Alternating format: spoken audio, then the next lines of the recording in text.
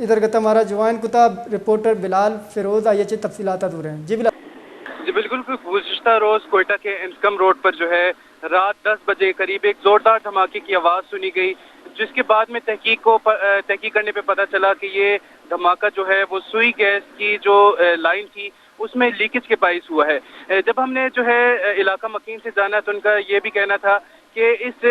जो gas pipeline है उसमें लीकेज की मुतअद्दिद बार जो है इंतजामिया को शिकायत भी की गई है, लेकिन उसके बावजूद जो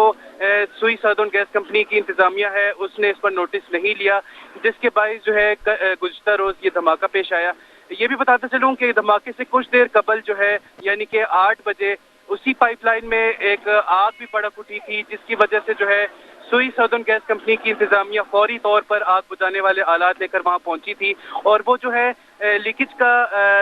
जगह ही मालूम कर रही थी कि अचानक ये धमाका हुआ, जिसके नतीजे में सरकारी रिहाइशगाह की दीवार भी गिर गई,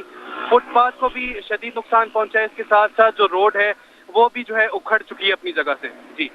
जी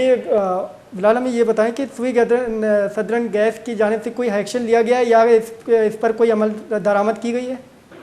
जी बिल्कुल, जैसे कि मैंने बताया सुई सदर्न गैस कंपनी की इंतजामिया उस वक्त मौके पर ही मौजूद थी, लिहाजा बाद में जब हमने उनसे मौक़िफ़ जाना तो उनका कहना है कि ये जो है गैस पाइपलाइन की लीकेज नहीं थी, जबकि जो है ये बायोगैस की वजह से धमाका हुआ है, क्योंकि जो गटर पाइपलाइन है उसके ऊपर कोई एग्जॉस्ट की जगह नहीं बनाई गई थी। जबकि जो इलाका मकीन है उनका कहना है कि नहीं, ये बायोगैस की नहीं बल्कि सुई सदर्न गैस कंपनी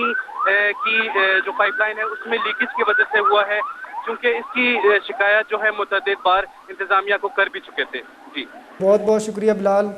है कुछ कि सुई गैस लाइन लीकेज सबबा धमाका बुता धमाका पद इशिया हाथ लगता